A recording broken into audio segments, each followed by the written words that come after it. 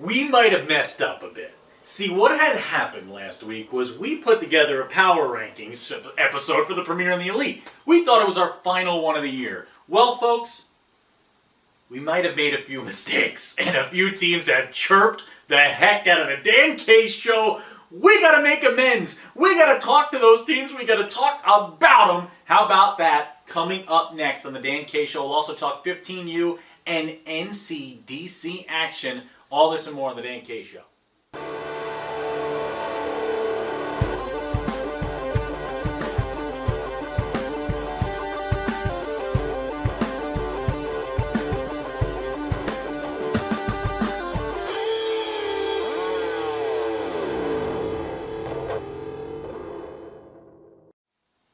Welcome back, Dan K Show fans. Let's get things underway. Instead of three things, you know what? Instead of three things, let's do Dan K Show hashtag hate watch, we're going to call it. Because this weekend, we were told via messages, via social media, by 12 different teams that we don't like them. We love you all. We love you all as our own. These teams are our babies. We love these guys. And we have one rule here at the Dan K Show. As I introduce into the booth my left-hand man, my consigliere, mon frere from another man, Mayor. Lucas? Is that rule everybody love everybody, Dan? It is. It's ELE. ELE, folks. Everybody love everybody. And that's what we're doing out here. And if you guys don't start, if it's not ELE, soon enough, we're going to turn this show around. We're going to turn it right back around. We're not even going to go there. No, we're going to take this thing straight back home. No McDonald's on the way back. No Dunkin' on the way back. No bathroom stops. Straight back home. I do love coffee along the way, though. Yeah. Okay, let's get into this, though. We love you guys. Lucas, down in the Southeast, we've been told this year that you don't like Hampton Roads. Right. I don't like Charlotte. Mm-hmm. We both don't like Richmond. Yeah. We both don't like, who else? The Carolina Junior Canes. Right. At the beginning of the year, that was the beginning of the season. The Potomac Patriots, the only team that hasn't chirped us yet. Thank you to the folks with the Potomac Patriots. We love you guys. The Southeast is so passionate, and that's where we start today's show. We start today's show with the Richmond Generals. Mm-hmm. And in the Elite Division, this Richmond Generals team got put at second for the first time in the last 4 months' worth of power rankings. Defending national champion, I broke my rule.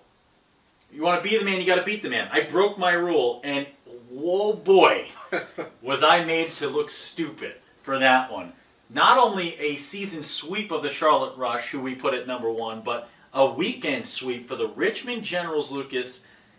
Wow. How about that weekend for Richmond, who clinched the Southeast Division title? Yeah, I mean, you look at what Richmond was able to do this weekend, and it kind of puts it all in perspective, right? And it truly kind of justifies what we mean when we say if you want to beat the man, if you want to be the man, you got to beat the man. Yeah. Because, the Richmond Generals are a team that they get fired up so easily. They really take these small things. I mean, they have the "nobody likes us and we don't care" speech, yep. which I feel like should have been given its own stats category. And I love them, by the way. I don't get this. Yeah. I don't get it. But it's great. I love the bulletin board material, man, and get off my lawn. And these guys, they respond. And at this elite level, they responded last year in the national championship game. They responded this past weekend. And it's that type of response that I think is going to propel this team. And I'm going to tell you this much. I'd love to keep the bulletin board material up there for them. But in the first time in Power Rankings history, quick revision, because we can do that. Mm-hmm. There are Power Rankings. We run the show. It's our Power Rankings. They go away if you don't like it.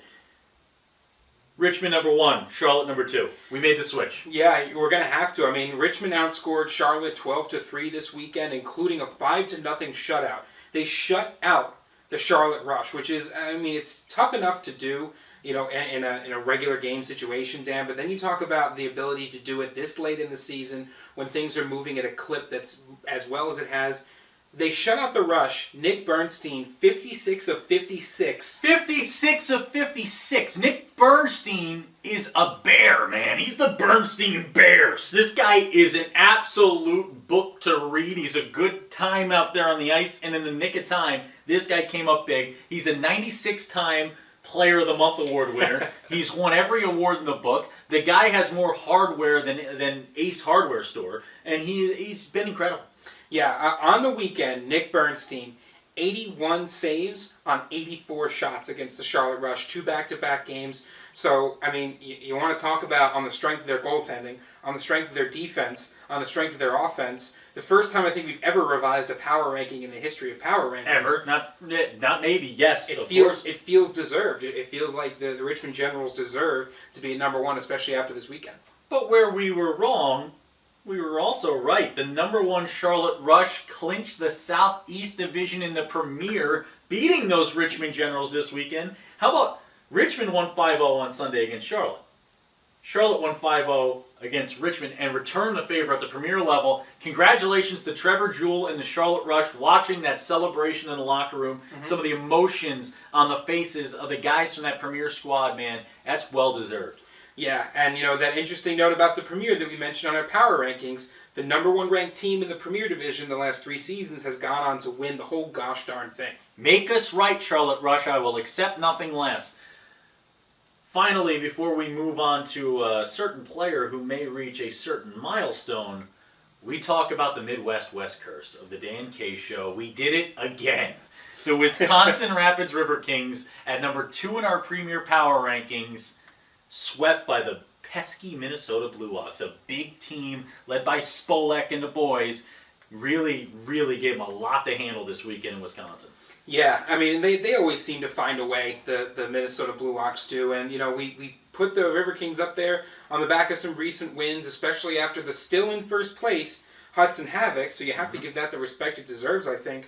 But then you start talking about in the last 10 games, you start talking about the streaks that have been put together. The Havoc and the River Kings have been kind of going back and forth. Yep. But 2 teams that haven't are the Minnesota Moose and the Minnesota Blue Hawks, especially those Minnesota Moose. The Minnesota Moose, I'm gonna put one out there that's gonna make a lot of folks unhappy in the Midwest West. And talk about a guy. I change like the seasons, man. I go wherever the getting's good. And this is a situation here. This Moose team, all of a sudden, they were sluggish mid-season. They had a lot of injuries, a lot of guys moving, a lot of big time promotions from their squad. That guys going up to the next level, and it really took some while to gel with this new group, and they're there right now. They're tough to beat day in and day out. And this Moose team may be the toughest competitor in the Midwest West right now as of today. Well, I mean, don't say that too loudly, because if the Minnesota Blue Hawks hear you, they're going to sweep the Minnesota Moose, because that's what the Blue Hawks do. They watch our power rankings and they go, that's interesting, and then they beat the heck out of whatever team we said was better than them. The Minnesota Blue Hawks, man. Those guys, they have that Boudreaux strength out there in Minnesota. Absolutely. You betcha the Blue Hawks swept the Wisconsin Rapids River Kings. And you betcha that there's a certain skater, Lucas, and we are on Jared Fisher watch. That's right. Fisher Watch 2020. Because Jared Fisher is just 5 points away from that century mark. That's so impressive. 100-point in the season mark. 51 goals, 44 assists. 28 points on the power play, Dan. 5 shorthanded goals, 4 game-winning goals. It's a stat sheet as impressive as you could hope for as a player. Jared, we will be watching, and we'll be waiting for that 100th point. So, get out there. Don't let it get to your head too much. Just get out there, play the hockey you've been playing all season, and we'll see you on the other side of triple digits. I'll tell you what, Major Dan to goal control, because this guy has been a spaceman from the absolute depths of it, with his ability to score. I felt like Bill Walton there on like a weird trance. He knew where he wanted to go. I didn't know where I wanted to go with that one. Jared Fisher, fishing for goals. Congratulations, Jared, so far, but just 5 away. Let's go get the job done, and let's go on to our next keg here. I think we're going to talk a little 15U, Lucas. You are watching The Dan K Show. Everything USPHL. From the NCDC to the Premier and Elite Leagues. The Dan K Show with Dan K and Lucas Jones. Lucas, we had some fans reach out to us and ask us to talk about the 15U division. And this is an easy one to talk about because it is so talented. It is so special at this level right now. And there are some names that just have to be talked about. But first, Lucas, why don't you take a look at that league site here and walk us through the standings right now and where teams sit? Yeah, so according to USPHL.com, taken directly from that, the Palmyra Black Knights currently in first place with 46 points, 22, 3, 1, and 1, but right on their heels, as they tend to be in most of these divisions, Dan, is the Philadelphia Hockey Club. 44 points on the season, 28 games played, 21, 5, 0, and 2. And then falling into kind of that next category, that third, fourth, fifth place teams, Islanders Hockey Club, Utica Comets, Northern Cyclones, 38 points for IHC. Northern and Utica, those time-tested regional rivals, tied at 33 points apiece. Northern has 7 more games than Utica played, though, so we're going to give the edge to Utica on that one. Followed up by the Skipjacks Hockey Club, Jersey Hitmen, Powell Junior Islanders, Jersey Shore Whalers, and the Springfield Picks. I want to talk a little bit about some of these skaters. And first we look at IHC sitting in third place because they are a point machine. 137 goals scored for these guys. And you know, you can look at the left winger, Austin Kamenaris, leading the league in points right now at 61. But one name that rings a bell here because this guy's brother has helped win a ship before, and this is Charlie Winship for the IHC 15U. 15 goals, 14 assists, and talk about that hockey lineage with the Winship family. This IHC team is good. Yeah, I mean, they just have stats leaders aplenty. You go to that 15U stats leaders page, and all you see, it seems, are IHC players. They've got guys who are putting up crazy numbers of assists. You've got guys who are over 30 assists. You've got a bunch of double-digit scorers as well. I mean, you talk about the skill, especially when you talk about a team like IHC, Dan. Yeah. We always say that it starts in the 15U, but this is proof that IHC's continued success starts in the 15U. IHC might do this model better than anybody in the world. And it's incredible to watch them not just win at the NCDC level, not just win at the very top. It's the fact that they're doing it from day one, from the first time the skates get on. First time these kids get on skates, they are out there, they are learning, and that's the whole point. It's care, right? It's step by step, it's day by day, working you all the way through your hockey career. And I don't think anybody, just when you look at it from the very ground up, it is tough to compete with the way that they do it with the Islanders Hockey Club organization. It's a family feel to it. And you look at the Utica Junior Comets, Lucas, and there's a bit of a keys to this side's success this year. Yeah, you look at their 2 top scorers, Jeremy Keys and Spencer Sazenberry, both averaging over 2 points a game. What's interesting about this Utica team is how they're so high up in the standings, but they've played less games than everybody else. Yeah. So what that goes to show you is that this is a team that's doing really well when they're presented with opportunities. They're a team that's been able to maintain their success all season long.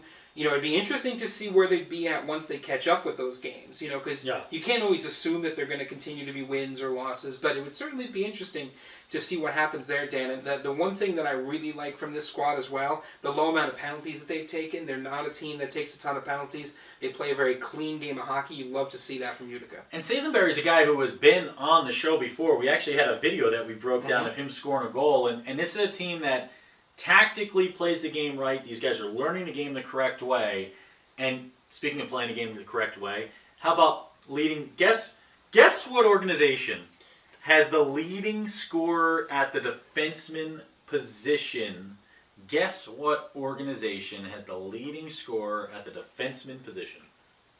Oh my gosh. Guess what team, what organization? What organization? Is Is it the Northern Cyclones? It's the Northern Cyclones. Of course it's the Northern Who Cyclones. else? Home of Bill and Kaylee Flanagan. This is, how could you not? How could you not have the leading defenseman when you got the lineage and the likes of the Flanagans leading the helm at the top? And this is, in this case, Braden Grange, who has been no stranger to the back of the net with 9 goals, 15 assists for him. And Grange is a year 04, which, by the way, my God, I'm old. He is definitely not around when Finding Nemo came out. That's our new barometer of how old you are. As if you were alive when Finding Nemo, a movie from our childhood, came out. And this player, not alive when that movie came out, Dan. 2004. Yep. 2004. To him, the live-action Lion King is the Lion King, which it isn't. Seth Rogen can't sing, folks, all right? What is he doing, trying to play the likes of what he played?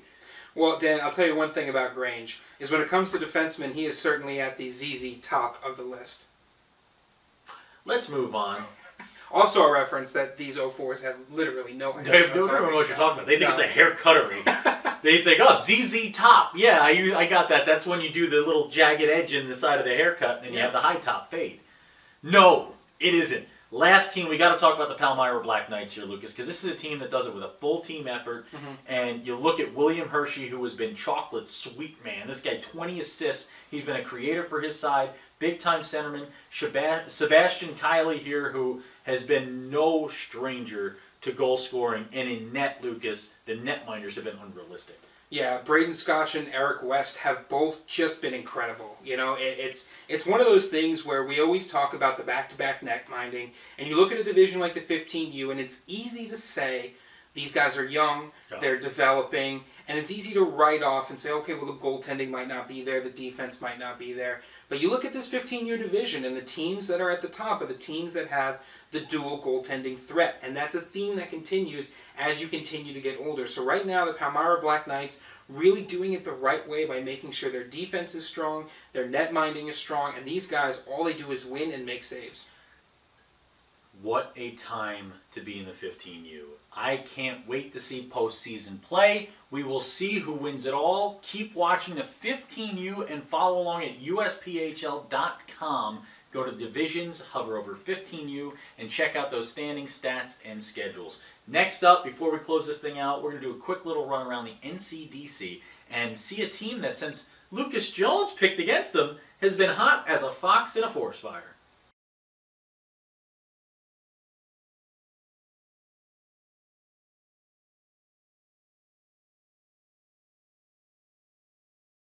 We promised it. We're going to do a quick little bounce around the NCDC here, and you can see the race at the top is still tight. It's a 4-point difference with a game in hand for the Jersey Hitmen, but they are battling hard with the Junior Bruins. Right behind them, a team we got a chance to watch just last week, Lucas. How about the Pal Junior Islanders? They looked stellar while we were out there. They gave the Hitmen all they could handle. Yeah, the Pal Junior Islanders were about as close as you can come to winning a game against anybody, let alone the Jersey Hitmen. They had a very, very strong showing against that team. This is a squad, you got that feeling kind of in the back of your head about this team, that they might be what the Connecticut Junior Rangers were last year, that middle team that keeps sticking around in the playoffs, giving teams a whole lot of headaches. Don't forget about this Pal Junior Islanders team. It was a little bit of a low year for them last year in terms of the standings, but this team has been a perennial powerhouse in the junior hockey world for decades, for years, and this is I don't know the understanding, I don't know math, decades, years, who knows what they all are, but they're close behind them, the Connecticut Junior Rangers and Coach Jim Henkel, who watch out come playoff time. I want nothing to do with that squad, I want nothing to do with playing them.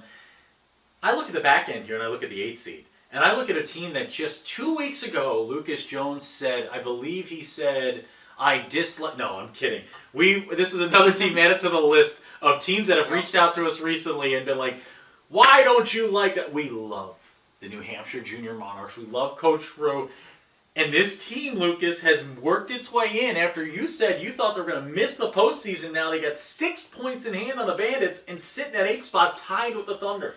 Well, you know what's interesting, Dan, is you look around this league and you look at the streaks, and teams aren't able to put streaks together. Every team is either a 2-game winning streak or a 1-game losing streak, except for the Monarchs, which are on a bit of a 4-game win streak here. That's exactly right, and I'll tell you what, you got guys like Artur O'Ganlahan, Ogunzanian in net, man. And how hot have you said he's been? Hot as an Ogan in the Lahan. There we go, man. God, that name is even harder when you pronounce it. When you pronounce it wrong. It's Artur, man. Thanks for reaching out to us. Artur reached out to us over the week. It was a great save made by Mr. O'Ganlahan, a.k.a. Artur Ogunzanian. Kevin Paganini, though, leading the way in points. Behind him, Mr. Freeze. That's Colton Friesen. Also, Will Crane's a guy who gets understated in this league, and I love to talk about. And then Riley Enderle as well. This is a team that they do it in all facets, Lucas, and you got to watch out for them all season long. Yeah, I mean, they've really done a great job on kind of upping that goal differential. We said they were worried about the offense the last time we talked about them. They've managed to turn that around. We were worried about the defense. They managed to turn that around. And once again, Dan, we're talking about a team that's successful late in the season, and it's a team that doesn't have a ton of penalty minutes. It's a team that's right in line with the league average. They're not spiking up. There's certainly no one in this league who's spiking down, that's for sure. Yeah. But this is a team that's really putting it together late. If there's one thing that we love, and I think I mentioned it when I said they weren't going to make the playoffs, is, use that for some energy there. It's that Post bulletin up. board That's material, it. babe. We're all about it. It's the hashtag DanK bump right there. And Lucas J with the hashtag Lucas J bump on that one. You're welcome, Coach Frew, and to everybody out there with the New Hampshire Junior Monarchs. The final thing I have to say about this New Hampshire Junior Monarchs team is they have zero fear of the Hitmen at the top. No. And if they sit in this 8th seed, the Hitmen want nothing to do with them. Yeah. I can tell you that right now. This is going to be, you don't want it to be that hard here, Lucas, No. on your way to the championship game and the Deneen Cup Finals. This is a team in New Hampshire that they get the goaltending, and they're so similar this year to what Bill Flanagan's Cyclones were last season with their net minding when they went into Wayne, New Jersey, and gave the Hitmen fits. And this is going to be a very similar matchup if they have to face this Monarchs team in round 1. I'll tell you what, if I'm the Hitman right now, I am scouting this Monarchs team heavily. Non-stop. To the Monarchs, if you see a guy in a baseball cap with his collar popped up and a thick Boston accent, it might be Coach Toby Harris scouting you guys in person. And for that tip, of course, you can pay us in maple syrup. Yes. Because we are almost out of the maple syrup that you gave us the last time we were there. I'm fully out. I've used all of it like Delicious. in 2 weeks. I basically, you ever watch Buddy the Elf? I basically pour it on my spaghetti.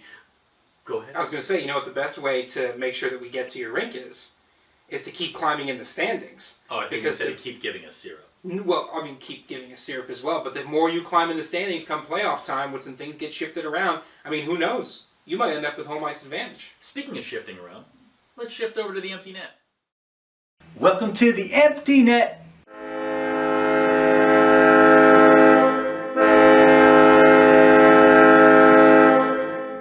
Welcome to the empty net, folks. The first thing we want to talk about is we want to give a huge congratulations. Congratulations are always due for success in the inaugural season, so you got to give it up to the Atlanta Mad Hatters elite team for making the playoffs in their inaugural season. Congratulations, guys. It's been a real great season. It's a real tough squad. We got to talk to them a little bit down in Florida, Dan, and I think I was especially really impressed with the team and especially the coaching staff of the Atlanta Mad Hatters. Couldn't happen to a better squad. Hats off to the Mad Hatters. Hats off right there. And we move on, and Lucas just put out an incredible video that he put together. He does this each year at the All-Star Game, and it's basically my favorite piece of content we put out all year long. It's a little behind the scenes with one of our All-Stars, and this year you covered Reed Miller, and he had a great time hanging with us, apparently.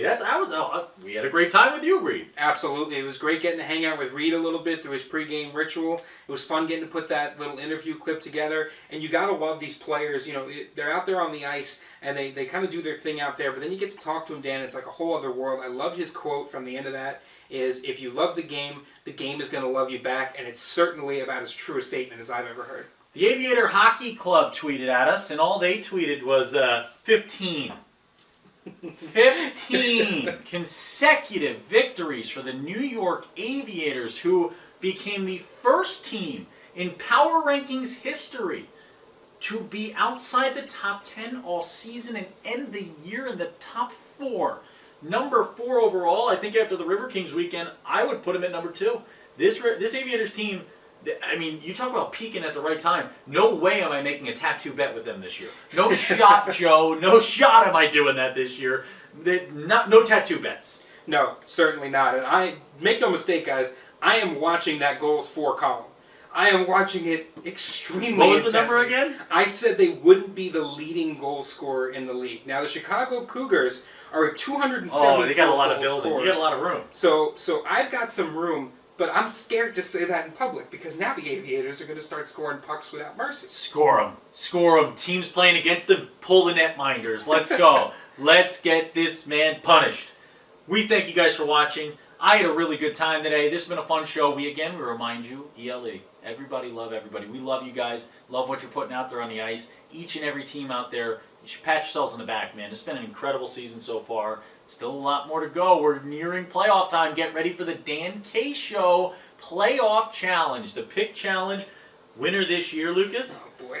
gets a giant gritty picture. Oh, my Lanta. Lucas, parting words, sir. Nice. All right. Well, when Dan K's on the mic, it's always hockey night. Keep it up, hockey fans. I feel like these USPHL teams are like our baby Yoda, Yeah. and we are their Mando. Our baby. And we just want to protect them. We just want to make sure they get where they're going safely. They're my cell. And I love it, and I pet it. You know that movie? Tommy Boy. Also out 20 years before any of these 04s were even alive. Rowdy! We're old.